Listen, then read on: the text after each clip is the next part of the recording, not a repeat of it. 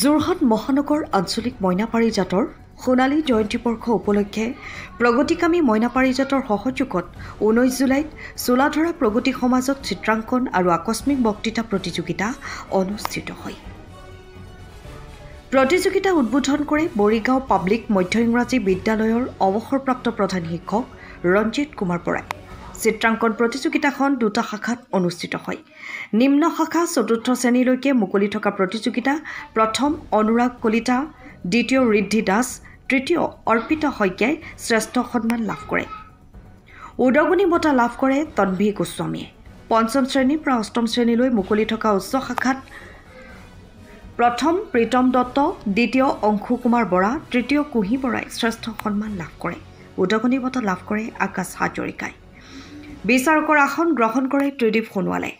এটা শাখাত অনুষ্ঠিত হোৱা আকস্মিক প্ৰতিযোগিতাত প্ৰথম আল্পনা তালুকদাৰ, দ্বিতীয় পল শৰ্মা, তৃতীয় কুহি বৰাই শ্ৰেষ্ঠ সন্মান লাভ কৰে আৰু উদগনি বঁটা লাভ কৰে প্ৰীতম দত্ত আৰু ঋষিকেশ দাসে।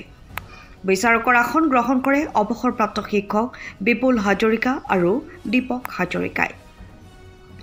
যোৰহাট মহানগৰ আঞ্চলিক মইনা অধীনৰ শাখাসমূহৰ মাজত অনুষ্ঠিত হোৱা অনুষ্ঠান পৰিচালনা কৰে যোৰহাট জিলা মইনা পাৰিজাতৰ উপসভাপতি অনন্ত দাসে। প্ৰতিযোগিতাৰ শেষত শ্ৰেষ্ঠ প্ৰতিযোগীসকলৰ বঁটা প্ৰদান অনুষ্ঠান অনুষ্ঠিত হয়।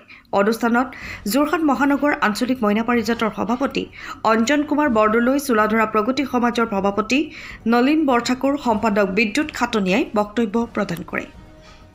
প্ৰগতিকামী মইনা পাৰিজাতৰ সভানেত্ৰী অঞ্জনা গোস্বামী, সম্পাদিকা ৰাণী বৰুৱা, উপেন শৰ্মা উপস্থিত থাকি প্ৰমাণ পত্ৰ আৰু বঁটা প্ৰদান কৰে।